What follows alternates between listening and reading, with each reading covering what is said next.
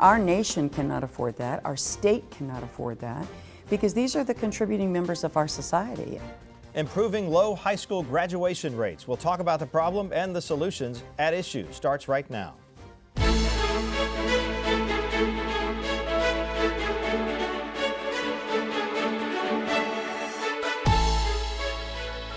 Hello and thank you for joining us. I'm Wilson Stribling. Welcome to another edition of At Issue, where we discuss and debate the critical issues facing the state of Mississippi and how these issues impact you. And we want you to share your opinions and comments with us. Just go to facebook.com/MPB Online News. On Twitter, our handle is @IssueMPB. Also visit our webpage, mpbonline.org. Graduating from high school is an attainable goal for many young students in our state. It's a rite of passage and the expectation for many parents wanting their sons and daughters to move on to college. For others, it's a struggle to achieve academic success. And for those students and their families, there are a number of reasons to drop out and not earn their high school diplomas. On this program, we will discuss high school graduation rates in Mississippi and what's being done about preventing students from making the decision to drop out. But first, let's take a look at the problem.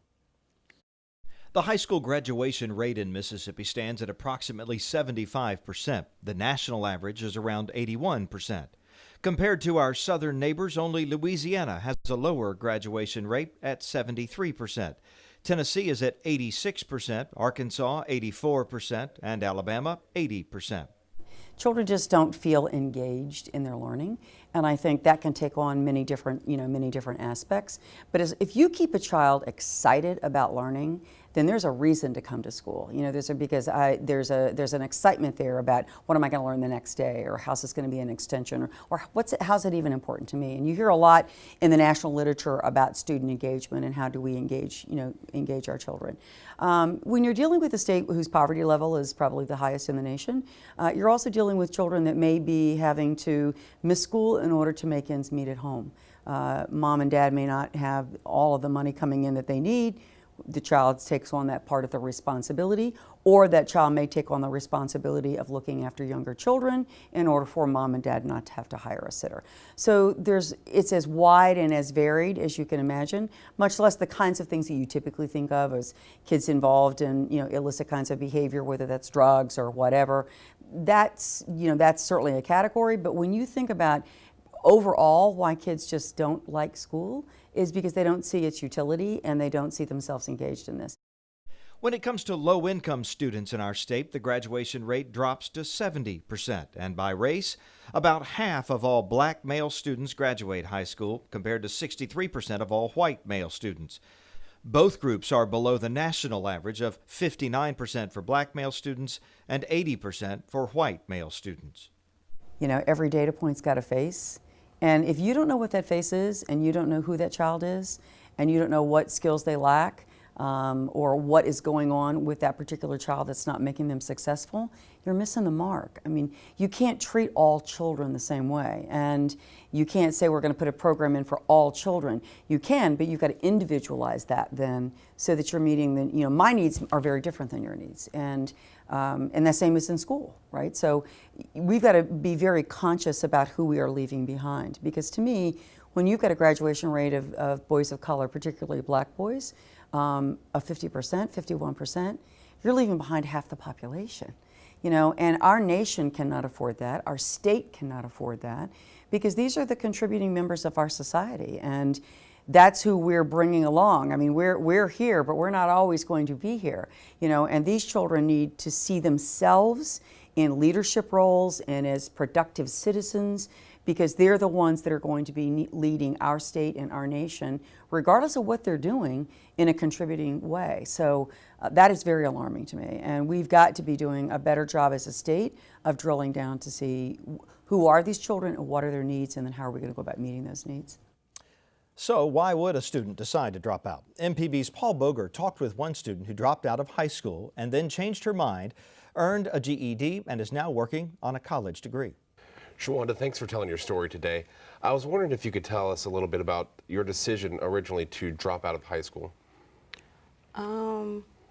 I would originally say I didn't have a lot of support, and to give a support in detail of that is my mom of just telling me the importance of my education. and how I needed it through my life, how I would need it eventually through my life. I didn't have my dad. Unfortunately, they were separated. I didn't get to know my dad till I was like 18. I ended up getting pregnant with my first child when I turned 18, and I was in 10th grade. I reached to get to the 11th grade, but it was like my mind was focused on the wrong agendas. And like I said, once again, I just didn't have that tangible support to where I needed to hear, you need to do this, you need to do that, and to keep me on track to reach that goal, to get the cap and gown with Raymond High. That is the high school that I attended. So it sounds like there was a mixture of problems. There was lack of family support, a teen pregnancy, and an 18-year-old in 10th grade. It sounds like there was some problems early on in school. Correct. I also went through a little tragedy when I was 6. I went through being abused as well. So, I mean, it's a lot of little mindful things that affected me. So that had something to do with it as well. But like I said, the listening that you just stated, it is correct. I mean, to me, it takes support. Even if you're single or if it's the mom and the dad, it takes support from both parents, even if the child is having problems or they're getting off focus. It takes that parent to consistently to be on them and to keep them focusing on track. What about at the school level? Was there any support from teachers, or did they try to keep you engaged, or was that engagement just not there? I wouldn't say that. I think back in my days of school, I had the best teachers. It was just myself as a pupil. I should have been more attentive. I can take some parts of that, but like I said, it's being able to have that support system. So after you dropped out, what happened next? Was there a time when it was difficult for you? It was. I ended up moving away from home. I ended up going through life changes, finding love in the wrong places, end up conceiving my second child. Through that time, I continued to keep in a positive mind what I wanted to do in life. I was working at fast food restaurants, and that's something that I didn't like doing, so I was like, I want to change. So still I'm thinking about school on my left side, and then I'm thinking about the medical field on my right side. So I went and took some nursing assistant classes in Brandon. And took the classes, passed the test, and then on, it kind of made my mind say, okay, if you can do this, then you can go back to school and achieve what you missed and what you should have gotten at first. So I did get my CNA license before I achieved my diploma. When you got that CNA, did you you went ahead and got your GED. Was it in a classroom environment? For the diploma or? For the diploma. Oh, of course, yeah. Did you hear people with experiences like yours? Some was similar, but not most of them. Okay. Not most of them. What were some of the things you did hear? Some, they just didn't want to go to school, Right.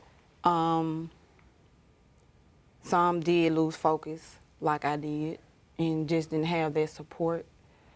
And then some had things that happened in their life that made them just where they was like, I'm not focused on my diploma. I just want to do something else. Right. But now you're going to school as a student at Hinds County Community College, right? Most definitely. Good stuff? Yes, I'm enjoying it. It's very encouraging, very encouraging. What was the most ecstatic thing for me is when I walked that stage and I had that cap and gown on and was able to achieve that goal. And it took some downfalls because every time I got that score in the mail and I was looking for somebody spoiled it in class. We didn't supposed to know what we was getting in the mail, but somebody spoiled it. So I knew I was supposed to be looking for this big brown envelope. So every time I would see this white envelope, I was like, oh God, not again. So it was like I would get closer and closer to that total score that I needed. I cried twice. It demoralized me, but I continued to persevere. And I kept going to the classes. I also had teachers and staff that called my phone that works for Hines Community College for the GED program and called me. And they was persistent on, are you coming back? I was like, yeah, I'm coming back, you know. And the last time I went in, I gave it my all. I studied and studied and studied, took it to work. I studied, and I was like, I'm gonna get this. Because when they said they were changing the test and I was gonna have to start from way from the bottom, I was like, no, this can't happen. I didn't earn all these points for nothing. So I put my all in it. All right, Shawanda Taylor, thank you so much. You're welcome.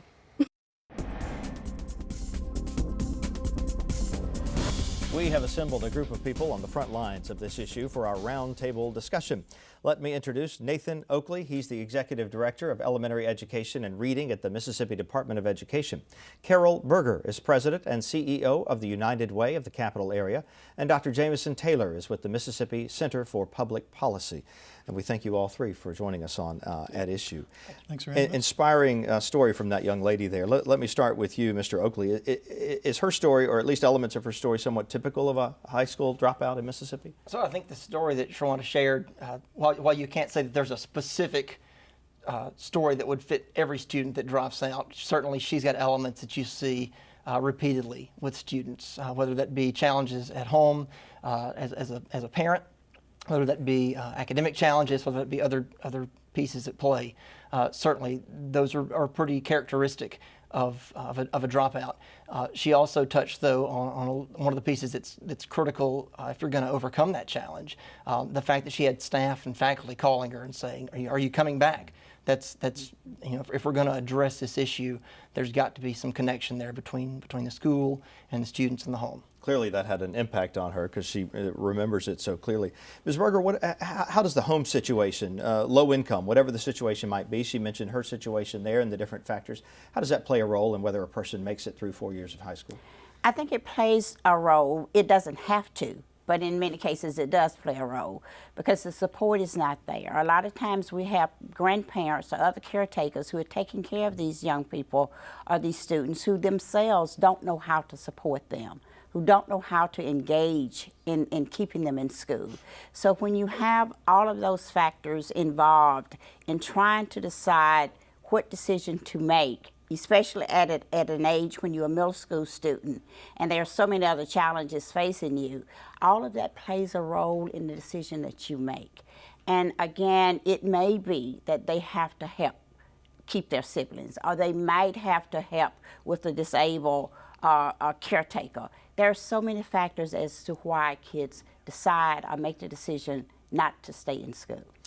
Dr. Taylor, what role does money play in all of this? Not necessarily at the home level if we're talking about low-income folks, but if we were to throw more money at the education system as a whole, or where do you direct more money to fix any of these problems? I think oftentimes money is a distraction from the real issue. Certainly you need a certain level of funding, but we know that more funding is not the solution. We've increased education funding by $1 billion over the last 10 years. Our ACT scores have been absolutely flat. We know that funding is not the answer. And if we focus too much on funding, then we lose our focus on students, we lose our focus on performance and achievement, and in some cases, more money can make the problem worse. And that's something I can talk about a little bit later in the program. Well, if money's not the answer, then here's the $1 million question. What does make the system better? What's the magic bullet to fixing the dropout rate? Is there one? At MCPP, the Mississippi Center for Public Policy, we think there is no magic bullet. We saw Shawanda talk about there are many reasons that people drop out. Her friends had different reasons for dropping out. There's no magic bullet, but for that reason, freedom and choice are the magic bullet. If we give parents choices, if we give students choices through something called course choice, then they will become more invested and more involved and excited about what they're learning. Mr. Oakley, where do you think we should be? If the national average is 80%, the Mississippi average is far below that. What benchmark do we set? Where do we try to be? So I think ideally, in a utopian world, we'd shoot for 100% graduation rate. And I don't think anybody would argue that we would love to see every one of our students walk across the stage as a high school graduate. I think shooting for the national average is a good starting point for us as a state. But I think we would all agree as folks that work and live in Mississippi that we'd like to see higher than that. What about this money question from your perspective at the state level? If we hear a lot about fully funding MAEP, would that help, or would money directed in other directions help? So I think, as you mentioned, as Jameson so clearly shared, money doesn't solve all of the issues in education. Certainly, money well spent on the appropriate programs and on effective programs certainly has a better impact than just funding in general. There's been a very concerted focus over the last several years on addressing literacy in early grades. The legislature has appropriated, roughly $9.5 million in fiscal year 13, then $15 million fiscal year 14 and 15 to support K-3 literacy through coaches and professional development across the state. If we're going to really see changes in education, I think we've got to address classroom teachers and where the rubber hits the road with students, quality, effective classroom instruction, and providing support for those teachers that work so hard each day to provide that. You mentioned teachers. Ms. Berger, do you think it's up to teachers to be the ones who recognize these issues that you mentioned, that they seem to be the ones who would be the first to know about problem situations at home that might lead to a dropout situation? I think so, and I can speak as a former teacher. Way back in my first life, at that time, the education system was totally different from what it is today. Teachers in classrooms had more control than what they have today. But I think the teachers got to be the first line. But the way some of our schools are set up with overcrowding, it's no way in the world that teacher is going to know that student well enough to know what some of the issues are, or even have time to learn the history of those students, those family relationships. What are the dynamics that's stopping these kids or hurting these kids?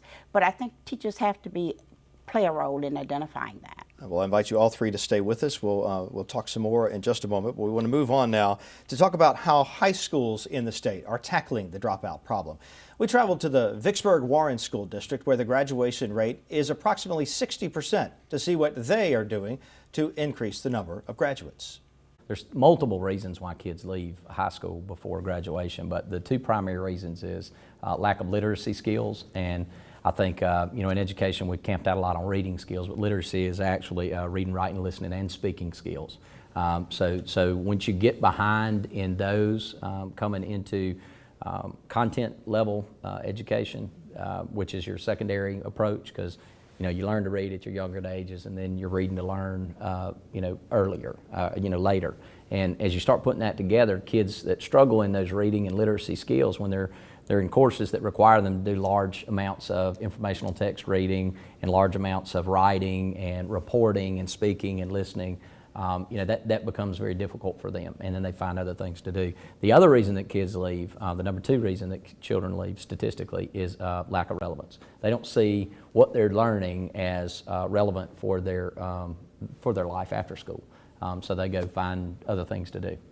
We're trying to make their high school years relevant. Kids say all the time, why do I need this? Why do I need this English class? I'm never going to read a short story again in my life. Why do I need to know about Thoreau? So through these three academies, what we're looking to do is to develop three academies: engineering and STEM, business, arts and communication, and health and human science, which will include our biomedical. And that, out of those three academies, you can encompass all of the 16 career clusters in the United States. Every career in our country can fall under one of those academies. And what we would like to do is have students explore those in junior high and commit to one in 9th grade and go through a freshman academy where they explore it some more and work on some of the Stephen Covey's 7 Habits of Highly Effective Teens, develop some leadership while they're looking at those. And then in 10th grade, declare one of those academies, which essentially becomes like a college major at the high school level. Sure. And all of our classes at the high school fit into those.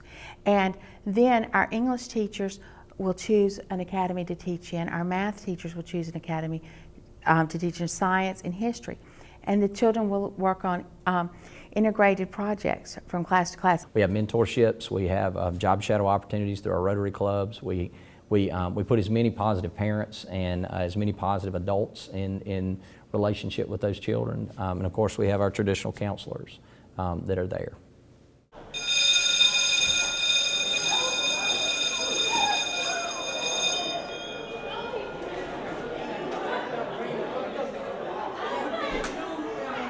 Of course, we have those times where it's like, oh, I don't want to do that project. I just want to drop out. But, you know, you get over it, and then once you finish that project or whatever the difficult task was, you're glad and you're relieved. And it just makes you, you know, more, all we have to do really is school. So if you just put your all into school, then you'll get into the habit of that. And once you finally make it to, you know, where I am, 12th grade, you'll realize why you did everything that you did, and you'll be ready for college or whatever you choose to do after you graduate. If you don't take that step, you may be stuck in some minimum wage job, or you don't want to limit yourself either. You want to live up to your full potential, and you never know what that is if you drop out. It's very important to stay on track to graduate. Because if you can't go through high school and junior high and elementary school, then how are you going to go to college and do well in life afterwards? So it's very important. When graduating, you have to keep in mind, like, that's your first major accomplishment in life. It helps you build for the rest of your life. Like, if you stop now, you probably won't move on to be as high status as you thought. So, graduating is a very important goal in life. Graduation was a milestone, and a lot of people don't make it there. So when you do, you should, be excited, and it's just the beginning. It's just the beginning. It's really important. You'll feel way better about yourself. You'll make your family proud. You'll make yourself proud. You'll prove it to yourself that all of those, hard tests and all the homework was worth it. When children see success tastes wonderful. I mean, once they see they can and they get a piece of it and they want more of it and they want to learn, that's what's going to keep children in school. We bring back our roundtable now. Ms. Berger, a lot of talk there about academies in Vicksburg Warren School District. That's similar to what Alignment Jackson is doing in the Jackson Public School District. Tell us as best you can what Alignment Jackson is doing and how it's working. Alignment Jackson is a partnership between the Jackson Public School System, the Chamber of Commerce, the City of Jackson, and United Way. The whole purpose of Alignment Jackson is to align the community around Jackson Public Schools to help them achieve their strategic goals, not ours, their strategic goals. One of the things that we did initially when we started this process 2 years ago was to look at where we are losing our kids. And we found that we're losing the majority of our kids in JPS at the 9th grade level. So we created last year 9th grade academies in all 7 of our high schools. These are small learning communities of 150 students in each cohort. So that means if there might be 4 cohorts at one school, 3 at one school, but these students, these 150 students have the same team of 6 teachers. They have an academy coach and they have an academy principal. And the whole purpose of that is for these kids to start exploring and thinking about careers, what it is that do they want to do when they grow up. And it's hard to talk about it in a few sessions, but what we have found is that with these 9th grade students, the 2,200 of them that we have in JPS, the attendance have gone way up and the detention rate has gone way down because we're engaging those students and they are having a say-so in what they want to do with their future. And then you'll spread this to the 10th, 11th, and 12th grades as they move forward. Right. Next year, these 9th graders then will go into a 10th grade academy. Those academies are determined by the workforce that we will have, the job workforce in the next several years that we'll have. We'll have a health-related academy in every high school, a STEM academy in every high school, and then each high school can choose 2 academies of their choice based on their school population. Dr. Taylor, does the approach in an urban district need to be different than the approach in some of the rural Mississippi districts? We have vastly different circumstances in them. Do they need to be approached differently? It certainly does, and one thing we need to know about education policy is it's really hard to take a great program like that and apply it in another school or another community, and that gets to what we mentioned earlier, that kids are different, kids have different needs, and so that's why kids need choice in order to meet those needs. And so, for instance, with these academies, some kids may be doing well in that because they do better in a small environment. So one thing we can look at is, let's provide parents with funding so they can go to a school that would provide that small environment. You know, not every child can participate in these academies, but through those types of choice programs, we can expand those opportunities to every parent in Mississippi. And then as well, using course choice, that allows kids to customize their education. So if there's a course on the other side of town that you want to take in a public school, you can take that course. If there is a course online being offered from Harvard, you can take that course. If you're in danger of dropping out and you need remediation, then you can take a course that's going to give you one-on-one remediation. That's what course choice does. We don't have that in Mississippi. Louisiana has it. 9 other states have it. That's something that we should look to in the future. I'd like to ask each of you something about you and your organizations. And let me start with you, Mr. Oakley. Is there something that you, or what could you and your organization, the state, better do than you're doing now? So I think one of the things that we've focused on very clearly recently is professional development. We've not, for a long time, the Department of Education has been kind of a compliance and monitoring organization as much as anything. And really over the last year to 18 months, 2 years maybe, we've really shifted that and have looked much more closely at how we can support teachers and principals in a school setting or in a district setting and provide them resources, provide them technical assistance, provide them training as professionals so that they can grow to better serve students. Ms. Berger, what can the United Way do better to better fight this battle? I think I focus, and when you talk about United Way, we're talking more about a community agenda, not an agency agenda. And what I focus being on education, and I focus being on working to help transform Jackson Public Schools to create a better workforce. I mean, that's exactly what it is. If we can keep these kids in school, get them graduating from high school, that's economic development, that's workforce. So I think our role is to try to make sure we engage the right people at the table to help support what we are trying to do through these academies. We're going to need hospitals. Our schools won't even look the same. Our schools will be labs. They won't be classrooms.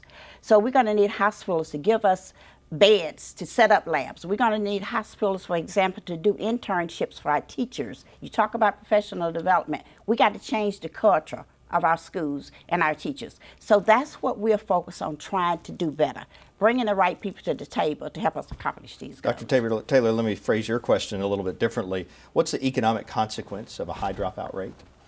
Well, I mean, it's incredible, but we need to also focus on the primary issue, which is quality, student quality and student performance. Right now, we have historically high national graduation rates, but yet our national reading and math scores are flat.